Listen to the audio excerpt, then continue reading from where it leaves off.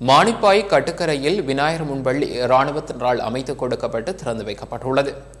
3,60,000 ரூபாய் செலவில் அமைக்கப்பட்ட முன்பள்ளியை பிரதம விருந்தினராக கலந்து கொண்ட 51வது படைப்பிரிவின் கட்டளை அதிகாரி பிரிகேடியர் BWVP அபயநாயக்கா கலந்து கொண்டு நாடாவட்டி திறந்து வைத்தார். முன்பள்ளி கட்டிடத்திற்கான கட்டுமான வேலைகளை 11வது சிங்க ரெஜிமென்ட் படையணி மேற்கொண்டது. இங்கு உரையாற்றிய 51வது படைப்பிரிவின் கட்டளை அதிகாரி பிரிகேடியர் BWVP அபயநாயக்க ஒரு பிள்ளைக்குரிய முன்னிலை கல்வியை அந்த பள்ளி படிப்பினை ஒழுங்காக கற்பித்தால் அப்பிள்ளையின் எதிர்கால கல்வி சிறப்பாக அமையும் எனவும் நாம் ஆரம்ப கல்வியினை ஒரு பிள்ளைக்கு சிறப்பாக வழங்க வேண்டும் என்றும் தெரிவித்தார்.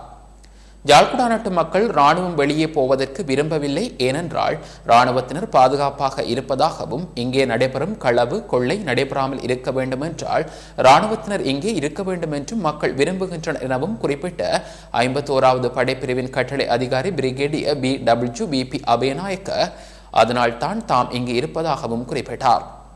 நாம் இங்கே இருக்கும் காலத்தில் இன்று முன்பள்ளி அமைத்துக் கொடுத்தது போல் நாம் மக்களுக்கு சேவையை வழங்குவதற்கு விருப்பமாக உள்ளதாகவும் மேலும் தெரிவித்தார். குறித்த முன்பள்ளிக்கான அடிக்கலினை கடந்த மார்ச் மாதம் 25ஆம் தேதி 513வது brigade commander brigadier Pradeep Silva நாட்டி வைத்தமை குறிப்பிடத்தக்கது.